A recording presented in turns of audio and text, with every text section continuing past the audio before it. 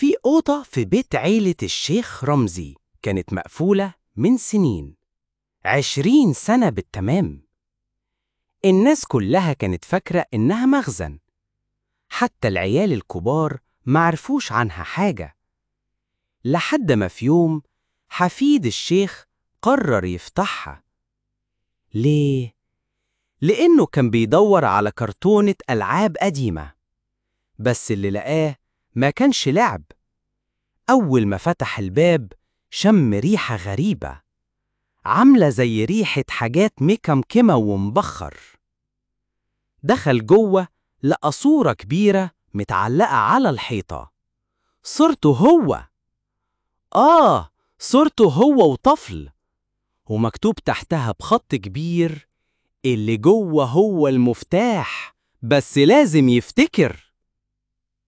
ابتدى يدور في الأوضة، لقى مراية قديمة. أول ما بص فيها اتجمد، شاف نفسه واقف بس مش لوحده، ورا ظهره حد بيقرب وبيقول: أخيراً رجعت. فجأة النور طفى والباب اتقفل لوحده.